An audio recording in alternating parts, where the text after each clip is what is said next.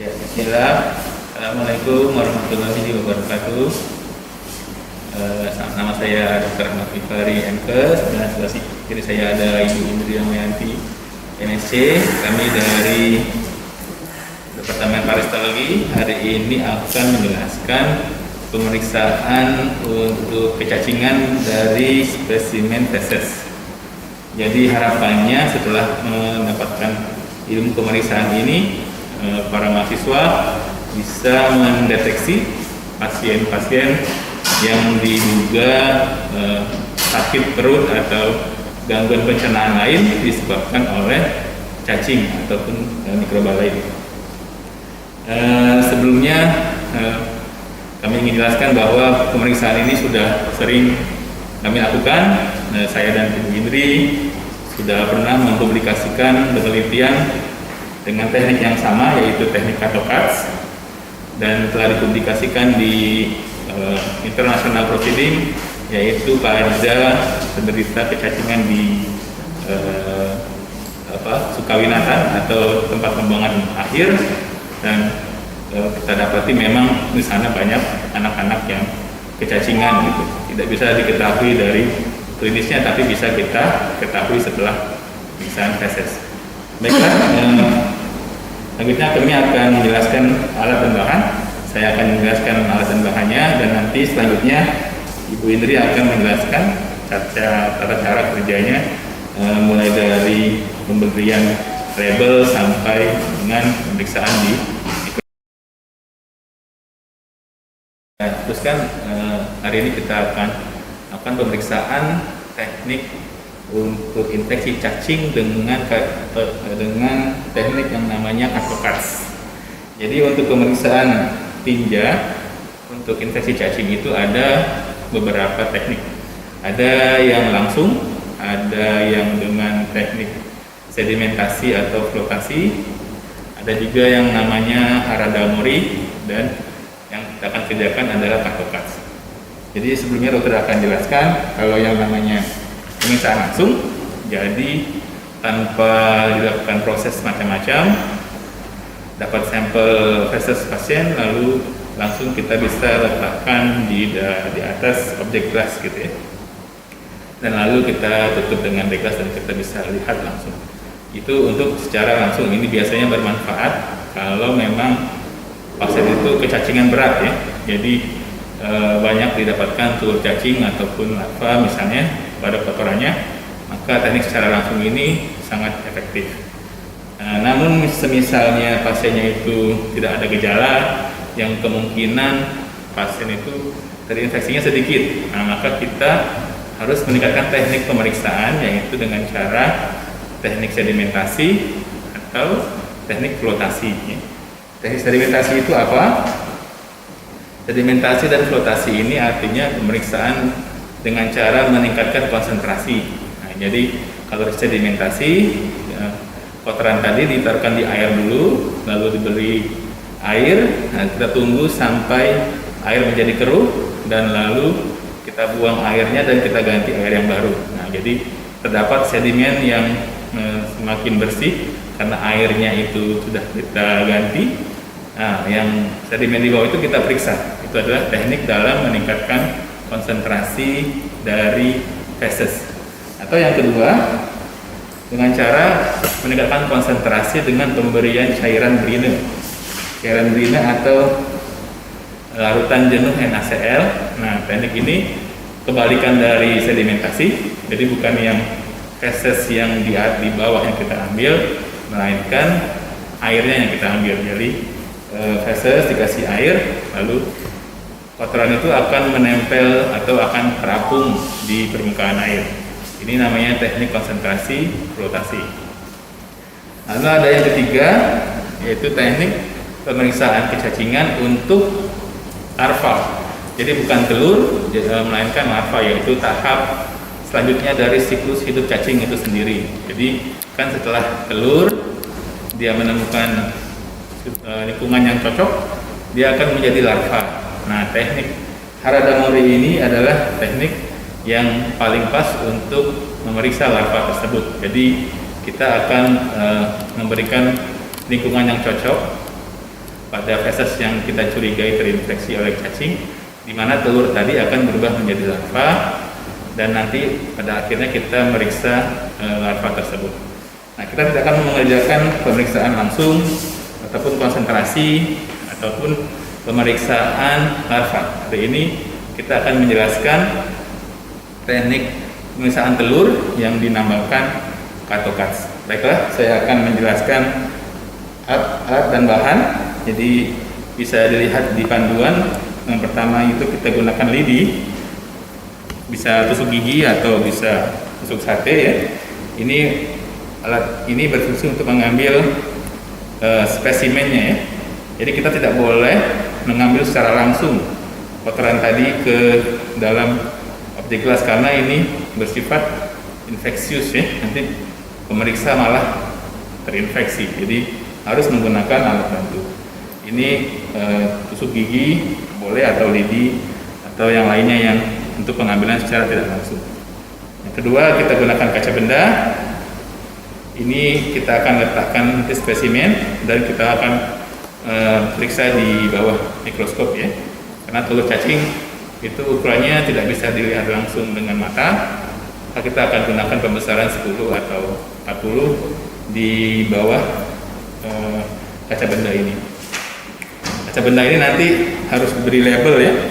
Jadi ini ada spidol, nah, ditulis di sini misalnya Givari gitu ya, 40 tahun pasien gitu ya, maka diberi label dengan spidol pada bagian atas kaca benda. Selanjutnya ada kertas saring. Kertas saring bisa menggunakan kertas seperti ini atau tisu ya. Ini gunanya untuk menyaring nanti kotoran itu supaya tidak terlalu basah ya. Maksudnya untuk konsentrasinya juga. Jadi semakin terkonsentrasi kotorannya karena airnya sudah diserap oleh kertas saring. Lalu ada kertas minyak ya. Ini untuk menyerap minyak ya. Jadi feses nanti diletakkan di bagian atasnya, karena kalau tidak memakai kertas minyak, biasanya nanti di mikroskop itu kita bisa melihat seperti bintik-bintik kuning lemak gitu ya. Nah, itu akan menyulitkan pemeriksaan karena warnanya itu nanti mirip dengan telur cacing itu sendiri. Maka diperlukan kertas minyak ini untuk menghilangkan bias ya. Titik-titik kuning itu adalah telur cacing, bukan lapisan lemak atau cairan lemak ya. Lalu yang ini adalah kawat ya, kawat saring. Kawat saring jadi atau kawat khas kawat nyamuk gitu ya.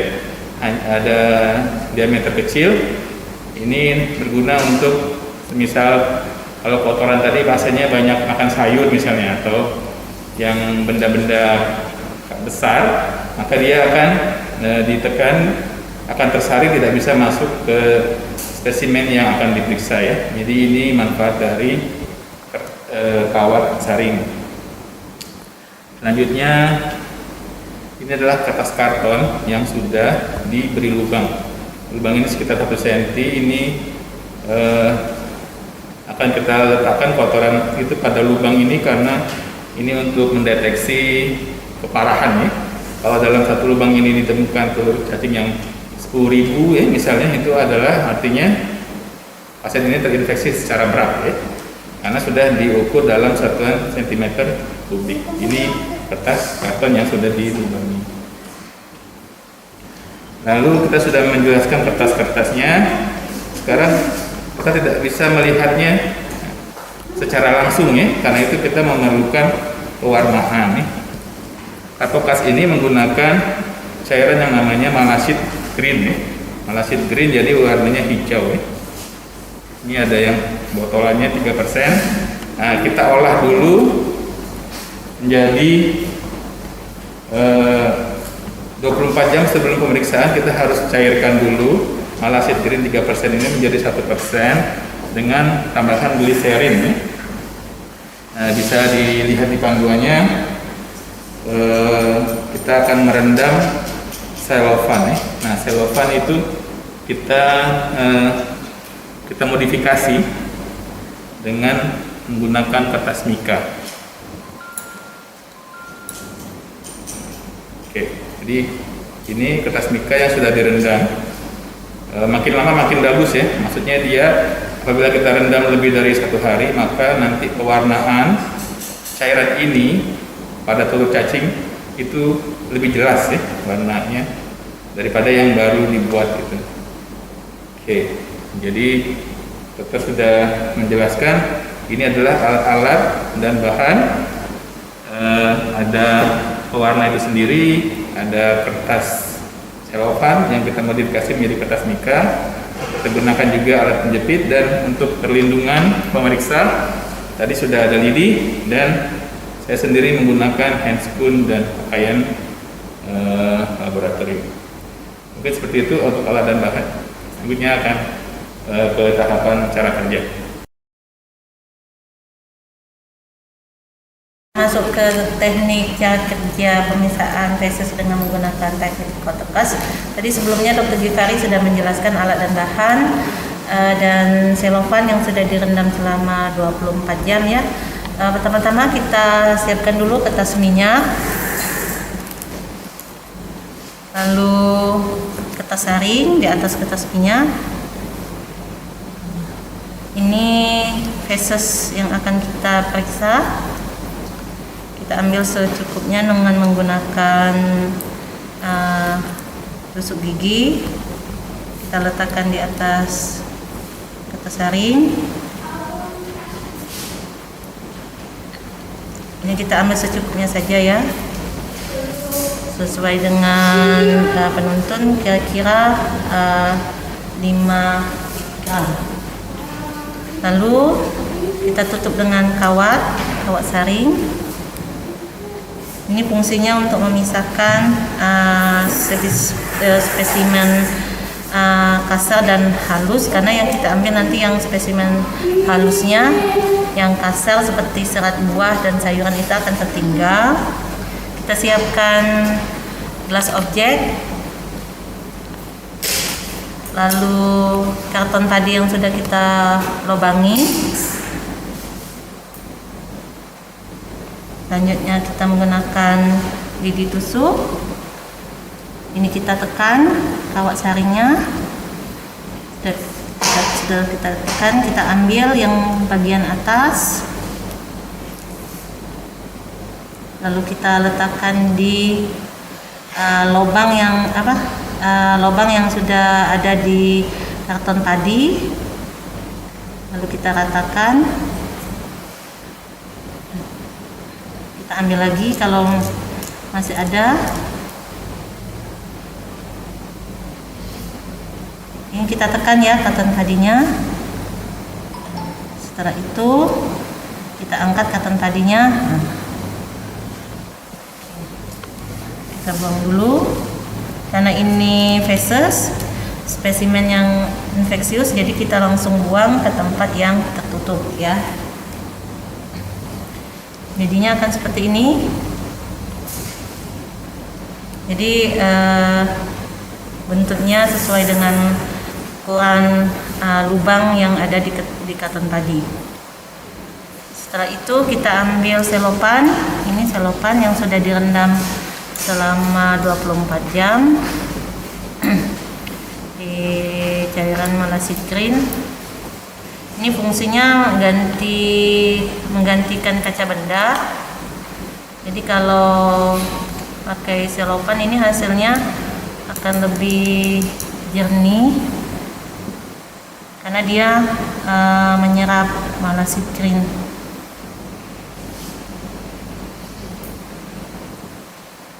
Kita letakkan di atas feses.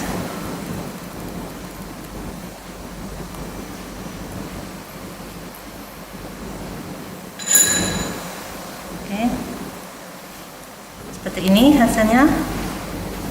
Lalu baru kita periksa dengan menggunakan mikroskop dengan pembesaran 4 kali, lalu 10 kali maksimal menggunakan pembesaran 40 kali.